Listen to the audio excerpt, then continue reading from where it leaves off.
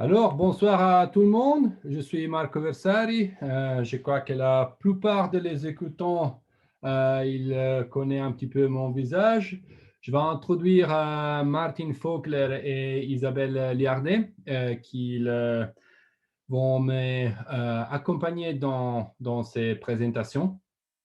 Et aussi, vous pouvez bien participer à la discussion. Il y aura des moments pour s'échanger. J'espère bien que tout le monde arrive à m'écouter bien. Et s'il y a des soucis, levez la main et faites votre question s'il y a des problèmes avec la connexion. Alors, ici, on a Martin Vogler, qui, comme vous connaissez bien, c'était l'ancien président de la Fédération voile suisse, qui maintenant, il reprend on peut dire, la guide stratégique du projet de Centre national de performance.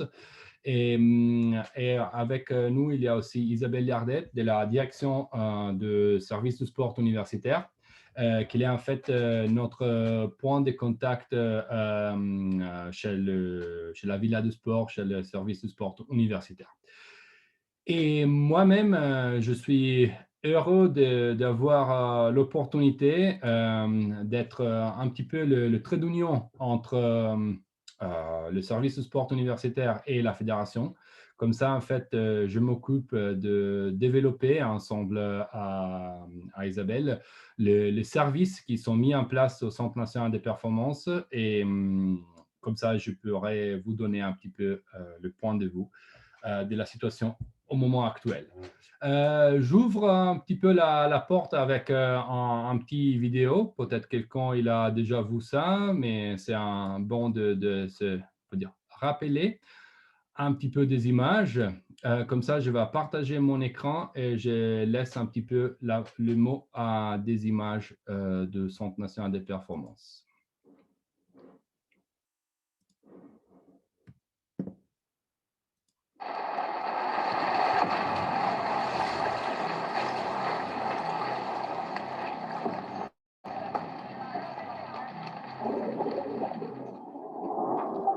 Well, here we are at the UNIL, the Centre Sport et Santé in Lausanne. It's obviously a very ambitious project we are running here together with the Swiss Sailing Federation. It's nothing less than a national performance center for the sport. We think that there's a huge opportunity in terms of scientific projects which we can run together with EPFL and the University of Lausanne. We are one of the only sports federations in Switzerland which nowadays don't have a national performance center. In order to develop the sport by means of scientific experiments, projects, and so forth, to develop the physical performance of sailors in our case, and to have an opportunity to train. Have a place where the athletes can come in between training abroad and where all the resources are at the same place. Everybody is very enthusiastic to create, for the first time in history, a real sailing center that we've been looking for many, many years and for the benefit of the athletes. For us, this National Performance Center is the last missing piece of the puzzle to close the gap to the best sailing nations.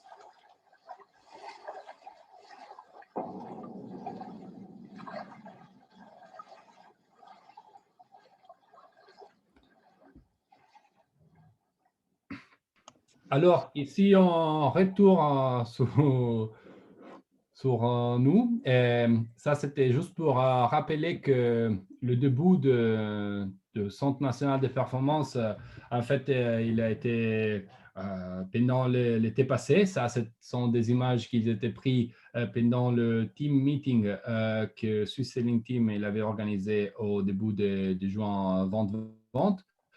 Comme vous voyez, les restrictions elles étaient encore différentes par rapport à aujourd'hui. Il y avait des restrictions un petit peu plus légères que comme on a aujourd'hui, mais c'était vraiment bien de voir un petit peu aussi les espaces qu'il y a là-bas à l'interne de bâtiments qu'il y a arrière moi dans cette image.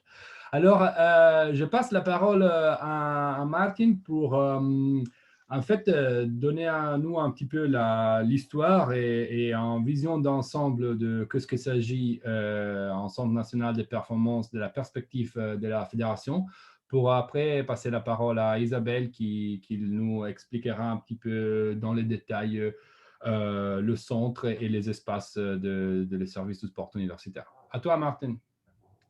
Merci Marco. Bonsoir Isabelle, bonsoir à toutes et tous. Je suis ravi de vous présenter un peu les idées derrière un centre national de performance et de vous donner la base des idées, des affaires que nous espérons nous pourrions recevoir du Centre national à Lausanne. Presque tous les sports en Suisse aujourd'hui ont un centre national de performance. Qu'est-ce que cela veut dire? Un centre national de performance, c'est dans un certain sens la patrie des cadres nationaux où ils entraînent, où ils se rassemblent pour des leçons théoriques, où ils placent ces matériaux et aussi dans notre cas, c'est assez important de faire des expériments scientifiques, pas seulement pour les activités physiques, mais aussi pour le matériel. Dans notre cas, on a fait un premier essai au Tessin il y a quelques années qui malheureusement n'a pas achevé les fruits que nous avons attendus, mais qui a été abandonné il y a 4 ans déjà. Entre-temps, nous avons pris une nouvelle initiative avec le centre de sport, avec les services de sport universitaires à Lausanne, qui sont partagés avec l'UNIL et l'EPFL. Dans ce domaine, nous avons approché le directeur du sport, M. Pierre Pfefferle, qui nous a attendu avec des portes ouvertes et qui nous a offert presque tous les services possibles que nous attendons d'un centre national de performance. La beauté de cette solution est que presque toutes les installations que nous exigeons d'un tel centre sont déjà disponibles à Lausanne, au centre des sports universitaires que vous verrez derrière Marco, le bâtiment principal. Et il existe en outre un centre nautique déjà qui nous servit pour nos entraînements sur l'eau, mais aussi pour placer les bateaux. S'ils ne sont pas utilisés en étranger ou dans des autres places. Presque tous les centres national de performance sont liés à des écoles secondaires 2, c'est-à-dire à des gymnases de sport. Dans notre cas, nous pensons que ça serait une solution inutilisable. Alors pour nous, c'est très important d'avoir accès à l'Université de Lausanne et à l'EPFL pour nos athlètes cadres s'ils voulons faire une formation universitaire. En effet, on a déjà à ce moment-là 4 athlètes qui sont étudiants à l'Université de Lausanne et s'entraînent pendant la semaine dans les installations du Centre national de performance. Ça, c'est une autre but à achever dans le sens d'un centre national. Et la beauté de cet centre déjà existant, c'est aussi l'accès à l'EPFL. Vous savez peut-être que beaucoup des projets liés à la voile ont eu leur début à l'EPFL. Dans notre cas de nouveau, nous allons chercher la coopération avec certains professeurs et certains instituts à l'EPFL vis-à-vis nos besoins matériels. D'autre part, à l'Université de Lausanne, il existe une faculté des sciences de sport. De nouveau, une coopération possible pour nos besoins. Je suis ravi aussi de reprendre la séance de ce projet, car j'étais là le tout premier fois qu'on a parlé de ces centres en septembre 2019. Entre-temps, on a signé une lettre d'intention avec le rectorat de l'université et comme Marco vous racontera plus tard, on a déjà fait beaucoup des activités dans cet encadrement. Merci de votre attention. Je suis prêt à répondre des questions s'ils existent après. Merci. Voilà, alors je réponds la parole pour la passer vite à Isabelle. Isabelle, si tu as besoin de partager l'écran, je crois que tu peux le faire. Sinon, je te laisse la parole et à toi. Parfait. Bonsoir à tous, à toutes. Je crois qu'il n'y a pas beaucoup de filles parmi nous. Est-ce que vous voyez mon écran? Oui. Oui, parfait. Alors effectivement, moi, je vais vous faire une brève présentation des infrastructures qu'on peut mettre à disposition actuellement au centre universitaire. Je vais mettre ça en plein écran. Voilà. Donc, vous voyez là sur l'image notre centre nautique, évidemment, qui dit voile, dit eau, dit lac. Ce n'est pas un grand centre nautique. Vous voyez que l'endroit, la petite plage que l'on a à disposition pour mettre les bateaux à l'eau, pour l'instant, est partagé lorsque Swiss Sailing Team est sur place entre notre activité du centre nautique, qui est une activité, on va dire, plus loisir. On n'a que des cours tout niveau, avec des lasers simples, des lasers doubles, avec des catamarans. Et puis, bien sûr, également de la planche à voile, stand-up paddle, etc. Je vous présente un petit film, j'espère que j'ai réussi à le faire partie, qui présente là nos activités nautiques.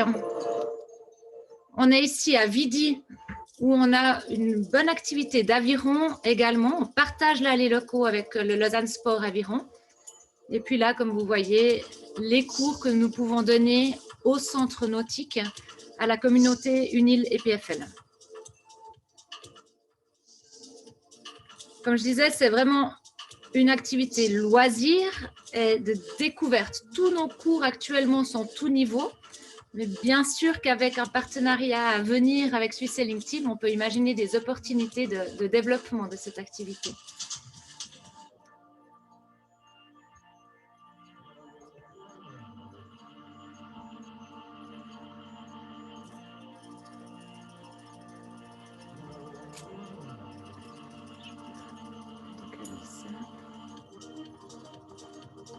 C'est un film qu'on a fait il y a 3-4 ans. Voilà, là, on a quand même des images du centre nautique. On devine la plage.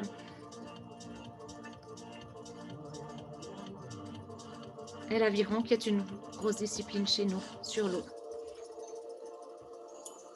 Je passe à la suite. Ça, c'est le même. Voilà. Je vous présente là, dans un petit film aussi, les infrastructures qui sont mises à disposition au centre sportif universitaire de Dorigny pour le Swiss Sailing Team.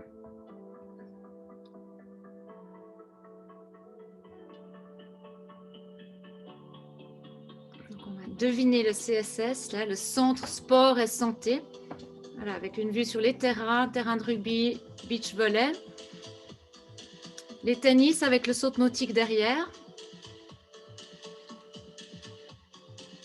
le saut nautique, une des aires de stockage des bateaux, le centre sport et santé avec une salle d'entraînement, des salles polyvalentes dans lesquelles on peut faire à la fois des cours et de l'entraînement. On a 2 salles omnisport actuellement du type de celle-ci. Voilà la deuxième. Et puis peut-être je vais passer le chalet au Diableret, mais peut-être qu'une fois après le kite, le snow kite, qui sait.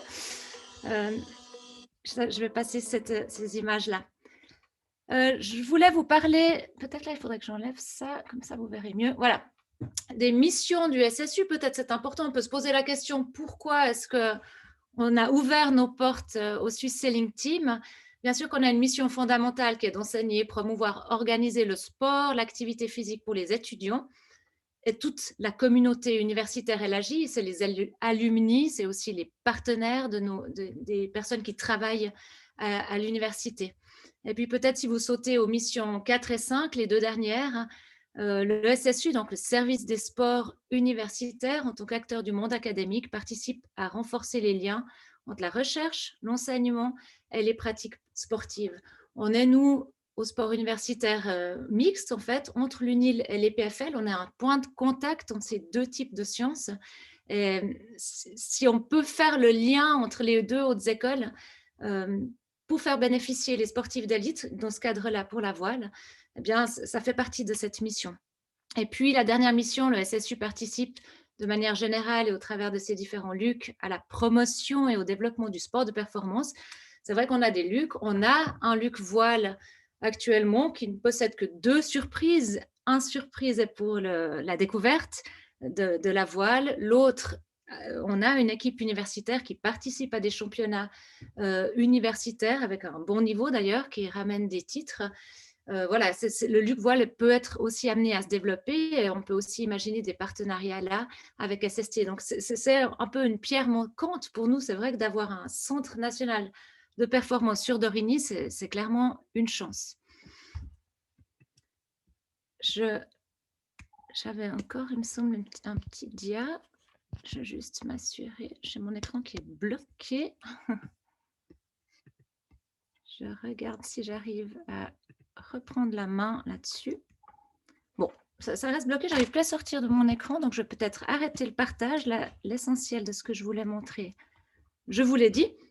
Donc, ce qui est important, enfin, c'est clair que Swiss Sailing Team est venu vers nous en premier, puisqu'on a l'accès au lac, on a ces infrastructures qui peuvent être utilisées par le Swiss Sailing Team dans un ordre de priorité.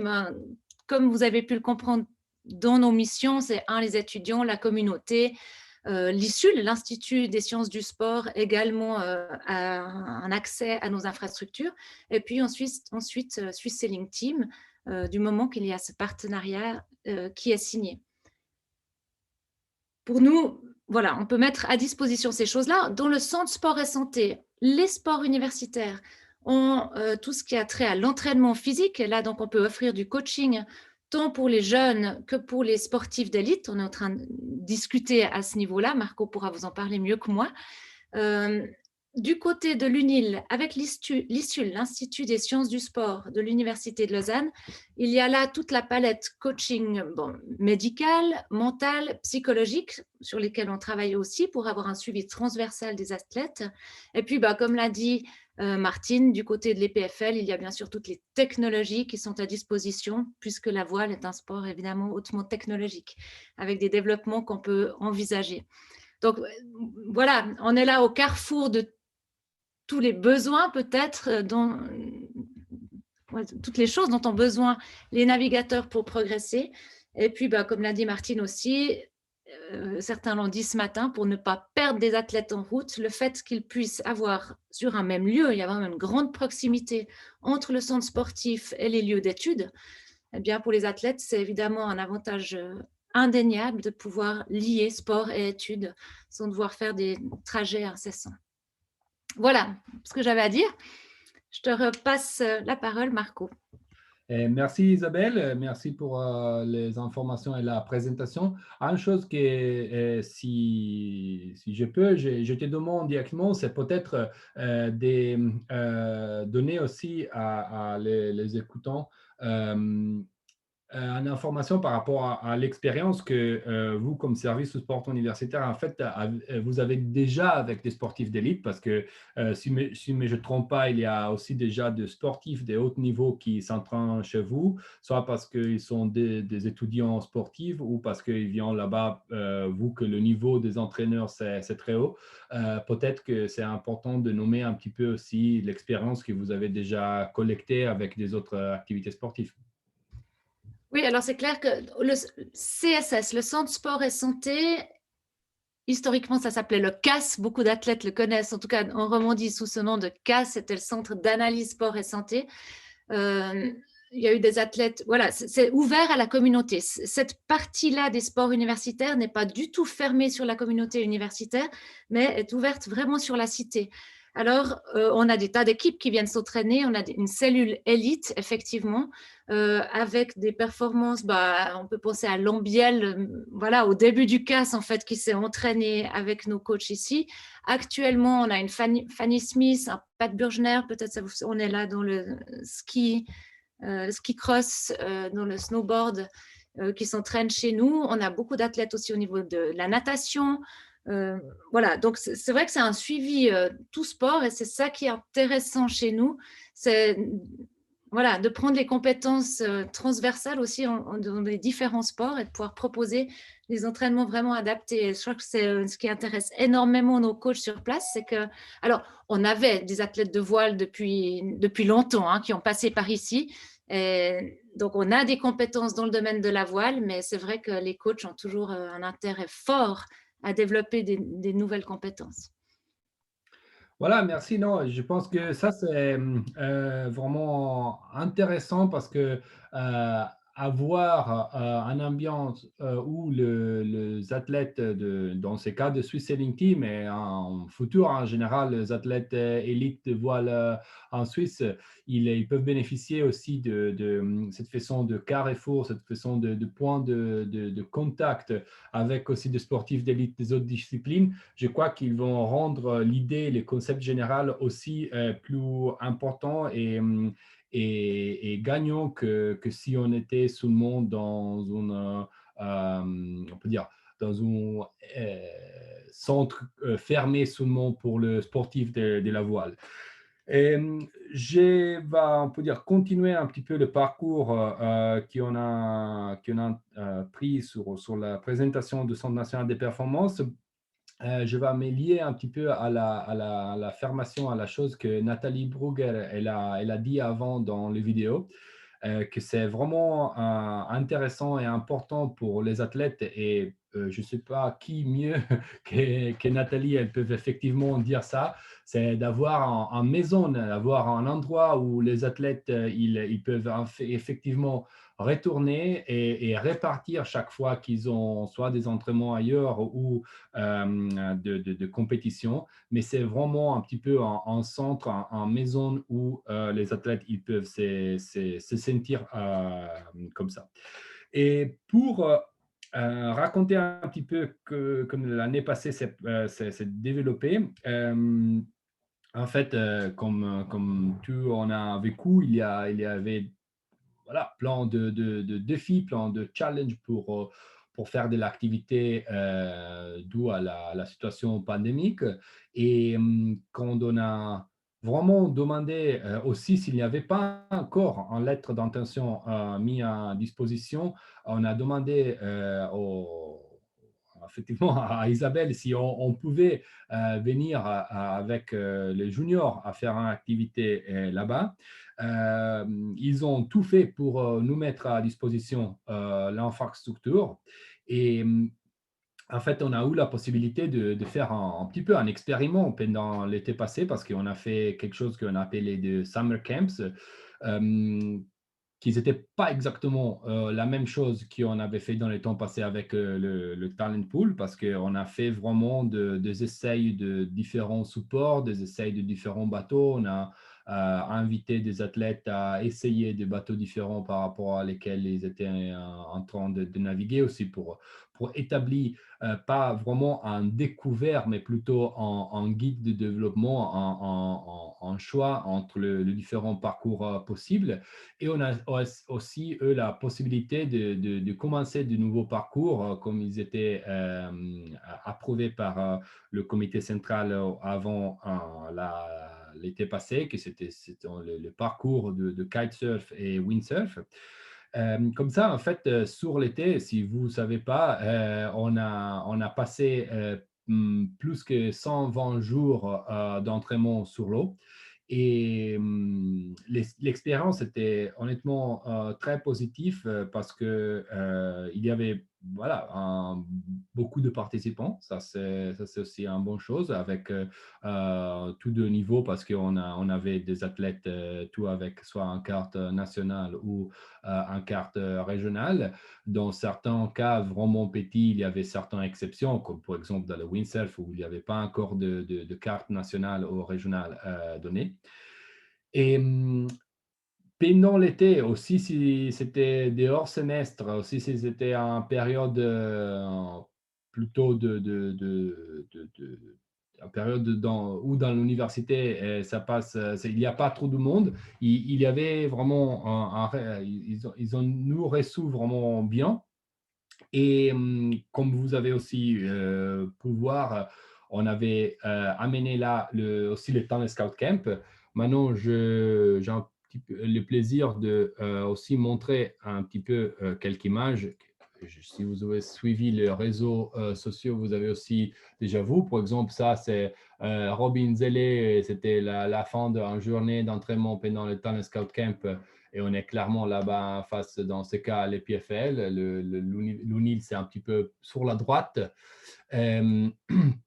On avait aussi les sessions, ça, je pense, c'était plus ou moins la même journée avec le 420. Et encore une fois, avant, dans la baie de Dorigny. Dans ce cas, on était de derniers jours avec un bon joran, un bon vent sur le lac. Dans ce cas, pour sortir avec les kites, on était jusque déplacé un petit peu pour avoir un bon point pour lancer le voile. Mais là-bas, en fond, vous voyez qu'il y a de 400 vents qui sont en train aussi.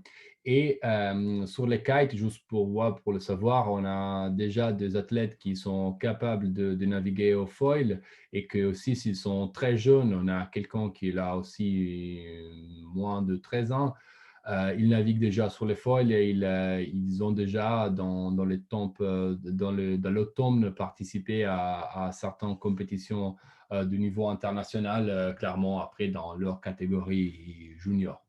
Et aussi, on avait tous les autres séries dans la semaine. On avait aussi le laser, clairement, et les 29 qui sont rentrés dans le système déjà dans 2 années.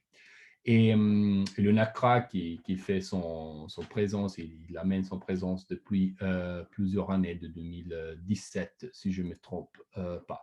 Comme ça, en fait, on a eu un petit peu toutes les différentes conditions de temps. On a eu la bise, on a eu le joran, on a eu la pétole, on a eu des brises de petits tombes. Et on a pu vraiment faire des heures sur l'eau. Mais aussi, c'est vrai que l'idée du centre, c'est pas seulement la nave, c'est pas seulement d'être sur l'eau, mais comme d'abord Martin disait, il y a toute l'infrastructure à terre et on a plusieurs projets à partir de l'automne, c'est-à-dire à partir du moment que la lettre d'entente il était signée au début septembre. On a vraiment poussé sur l'accélérateur pour donner le soutien le plus efficace pour les jeunes et les athlètes qui sont en train de se qualifier pour Tokyo, qui sont déjà qualifiés pour Tokyo. Et pour exemple, pour donner un exemple vraiment pratique, il est 2-3 semaines, oui, c'était le 26 de février, qui, sur place, là-bas, dans le bâtiment de CSS, on a installé deux de ces hiking bench qui sont en fait en évolution de le hiking bench qui a été développé de plusieurs années, mais ici on a voilà, vu que c'est pas non plus sur les commerces le hiking bench le banque de rappel qu'il était disponible dans le temps passé, on a repris des contacts avec un des ingénieurs de Hydros, qui, je ne sais pas si vous vous rappelez, mais c'était un startup de l'EPFL pour l'analyse numérique liée à la dynamique du fluide. Dans ces cas, les ingénieurs, ils sont aussi des ingénieurs avec des différentes compétences. Comme ça, dans ces cas, Daniel Schmey, il a nous aidé à refaire le banque de rappel et il a fait vraiment un super travail avec aussi une usine de travail de métal dans la zone de Lausanne, pour en fait mettre en place ces deux banques qui ont la forme, on peut dire, la structure d'un laser, mais aussi il y a la possibilité de faire une conversion. Et dans ces cas, vu qu'un des projets olympiques, c'est le FIN, il a aussi un siège en forme pour le FIN. Et dans ces images, vous pouvez voir le frère Verhulst qui sont en train d'essayer pour la première fois le deux banques qui voilà, aujourd'hui, ils étaient par exemple utilisés par Niels, qui était au CSS s'entraîner, et aussi Maud demain, il a certains tests à faire. La semaine prochaine, avec Maud, on va essayer par exemple de différentes configurations de hiking pads pour trouver qu'est-ce que c'est la configuration la meilleure pour faire le rappel le plus efficace. Ça, c'est pour donner un exemple de ce qu'on a fait tout de suite et quel niveau d'ouverture le centre sportif universitaire il nous donne. Et aussi les espaces, parce qu'ici, on est vraiment au milieu du bâtiment et on aurait aussi l'opportunité dans les prochaines semaines ou mois d'avoir un petit coin pour Swiss Sailing, pour mettre notre matériel. Et des autres activités qui sont en cours d'être développées ou qui sont déjà actives sont plusieurs. En fait, comme il était dit au début, il y a des athlètes qui sont en train d'être suivis par les coachs de CSS, en particulier de Joachim Staub. Dans ces cas, il y a en fait, sont 5 maintenant qui sont suivis par lui. Après, on est en train de démarrer un premier essai de support et soutien de mental coaching, que ça partira pendant le printemps. Et on a aussi réfléchi, et l'idée, c'est de faire aussi de la formation pour les juniors avec des séances plus grandes, des séances formatives. Toujours au niveau de services pour les athlètes, avec le réseau de services de sport universitaire et de l'UNIL, on a mis en place des services de physio, des physios pour la récupération. Comme ça, les athlètes, quand ils rentrent en Suisse entre les différents entraînements, ils peuvent bénéficier de séances physio directement au centre, au CSS. En plus, les projets qui ont été en train de faire avec, on peut dire, côté projet PFL, on a démarré aussi certaines choses pour soutenir Linda et Maya, pour certaines optimisations du 470. Clairement, on a amené là-bas on peut dire notre de Swiss Selling Team, vu qu'encore j'ai un certain temps avec ce Selling Team, la machine pour mesurer et évaluer les propriétés mécaniques de certains équipements comme les mâts et les dérives et les dérives du bateau. Comme ça, par exemple, la semaine prochaine, je serai là-bas à faire des tests pour Lucien et Sébastien pour leur 49er olympique. Et aussi un autre important complément qu'il arrive des étudiants des PFL ou en tout cas du réseau UNIL et PFL, ce sont par exemple des étudiants qui nous donnent un aide pratique dans le domaine de certains projets. Par exemple, il y a un autre étudiant qui nous donne un aide évident dans la visualisation de données pour la finalisation du callbook de cahier stratégique pour Tokyo.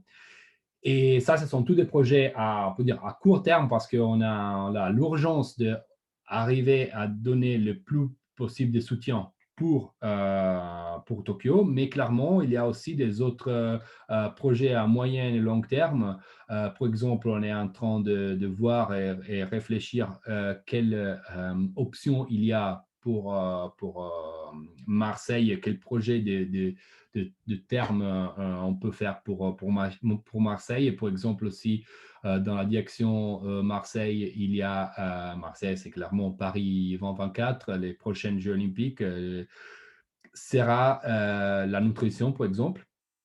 Les sujets de la nutrition, c'est quelque chose qu'on est en train d'élaborer. Et aussi, avec le réseau UNIL, il y a l'intention d'aider et soutenir surtout les navigateurs ou navigatrices qui sont dans un cadre, on peut dire, sont étudiants à l'UNIL, de donner un soutien pour le développement du projet en termes de la recherche de soutien financier. Et ça, c'est une autre chose sur le moyen terme qu'on est en train d'établir, trouver la structure pour le mettre en place et la méthodologie pour le mettre en place. Mais aussi sur des autres projets qui ne sont pas directement olympiques. Par exemple, cet été, sur le lac de Silvaplana, il y a le championnat du monde IQ Foil. Et avec un autre étudiant de EPFL, on est en train de mettre ensemble faire une étude sur les traces GPS disponibles qui étaient collectées pendant le championnat d'Europe qu'il était dans l'été passé. Et comme ça c'est vraiment, j'ai nommé plein de différentes choses, mais effectivement, ce sont beaucoup. Et ce sont tous en train d'être développés, clairement, sur différents niveaux de priorité et avec différentes vitesses. Mais c'est aussi vrai qu'il y a aussi de plans d'avoir des autres entraînements sur lieu. La porte s'est ouverte aussi à par exemple, de teams de différents cadres régionaux qui sont intéressés à venir, et surtout à l'idée d'avoir plusieurs aussi cadres régionaux qui viennent en même temps quand il n'y a pas, par exemple, des autres entraînements d'activités nationales.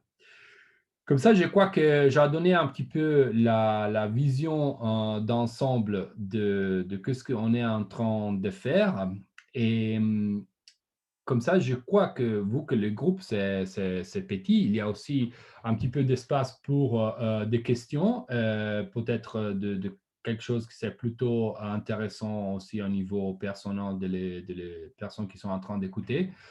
Sinon aussi, je retourne la parole à Martin et Isabelle s'ils ont des autres points à ajouter à la discussion.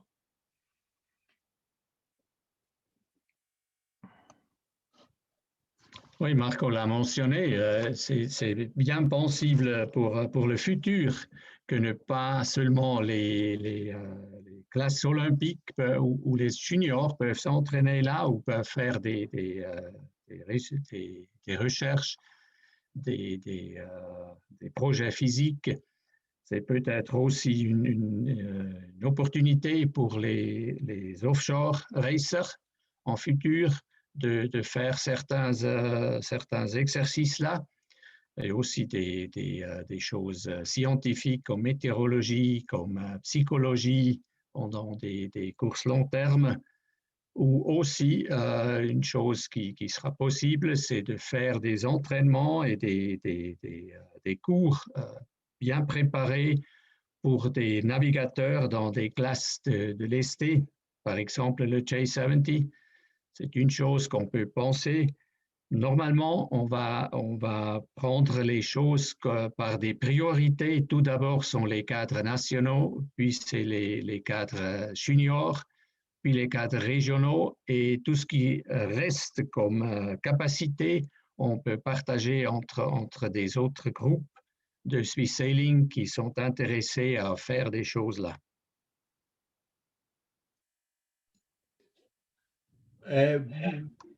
Bien, Martin, tu m'as bien rappelé de souligner que le Centre national des performances, ce n'est pas seulement pour l'élite, mais on est déjà en train d'élaborer et on a en fait aussi prévu, sans pas avoir encore la date exacte, mais on a prévu déjà que dans le printemps jusqu'à l'automne, on aura des sessions formatives pour les juniors.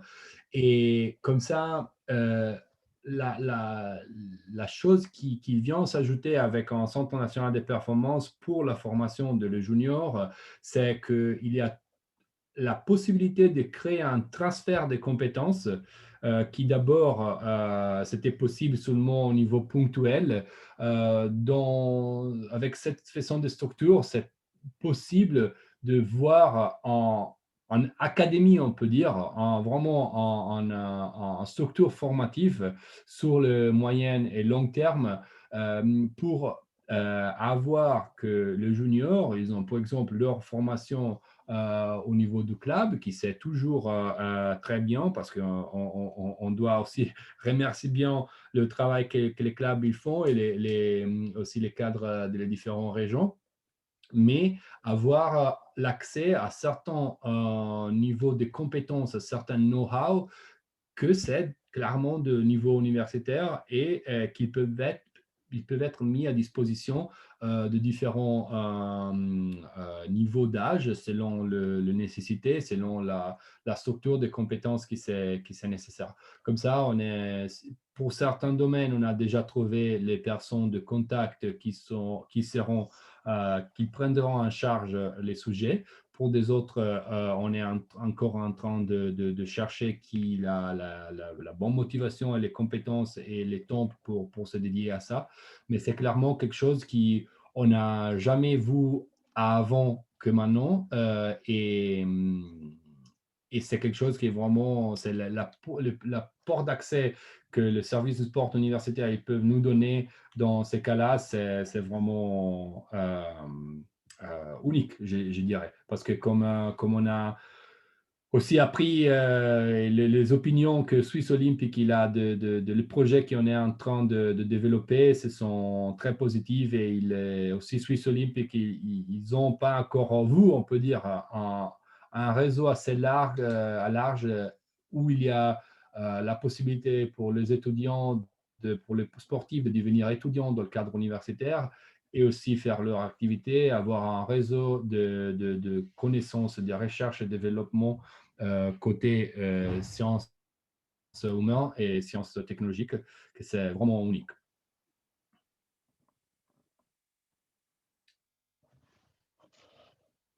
Alors, je donne encore quelques moments au public s'il y a quelques questions que vous voulez faire. Sinon, je crois que de notre côté, on a bien vous donné un petit peu en vision d'ensemble. Et comme ça, j'espère qu'il peut être bien apprécié de votre côté.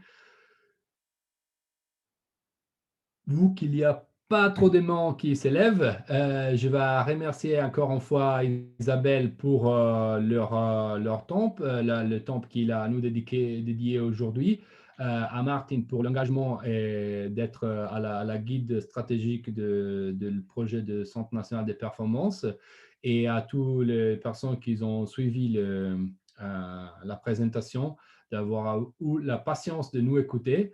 Et surtout de moi, écoutez.